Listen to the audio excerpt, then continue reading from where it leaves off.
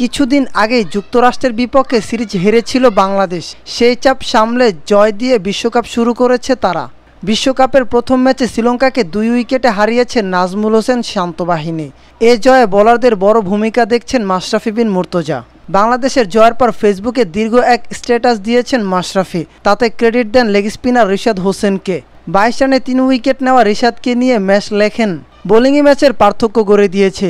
যে ধরনের উইকেটে খেলা হচ্ছে তাতে ভরসা না করার কোনো কারণ নেই। রিশাদ, মুস্তাফিজ, তাসকিন, সাকিব জুনিয়র সবাই দারুণ বোলিং করেছে। এর মধ্যে অবশ্যই রিশাদ একটু আলাদা, কারণ তার প্রথম বিশ্বকাপ ম্যাচ। তারপর আবার এমন সময় বোলিং করেছে যখন খেলা দুই দলের দিকেই ছিল। চাপ সামলে দারুণভাবে বাংলাদেশের দিকে ম্যাচ ঘুরিয়ে দিয়েছে। বাংলাদেশের লেগ স্পিনারের অভাব দীর্ঘদিনের। যে কয়েকজন লেগ স্পিনারকে বিগত বছরগুলোতে দেখা গেছে তাদের কেউই থিতু হতে পারেননি।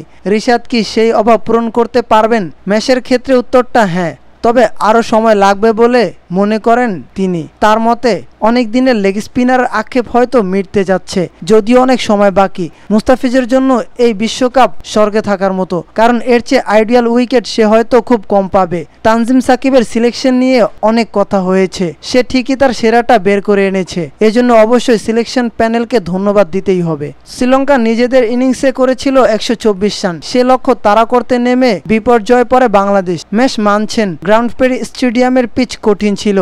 তিনি লেখেন, ব্যাটিং এমনিতেই এই উইকেটে একটু কঠিন হবে, তবে লিটনের দায়িত্বশীল এবং হৃদয়ের সাহসী ব্যাটিং হয়তো সামনের ম্যাচগুলোকে অনেক সাহস যোগাবে। তারপরেও মনে করি এই ম্যাচ অনেক হ্যান্ডসামলি জেতা উচিত ছিল। যাই হোক, দিন শেষে জয়ই জয়, কারণ দল এমনিতেই অনেক চাপে ছিল। ম্যাচ আরও লেখেন, যে ধরনের উইকেটে খেলা হচ্ছে এটা আমাদের দলের জন্য অবশ্যই ভালো, কারণ স্লগ ট্যাগ মানেই আমাদের সুযোগ সবসময় থাকবে। অনেক কষ্টের জয়, পরেরগুলো সহজ হোক এই প্রত্যাশা। Riyad is always beauty under player.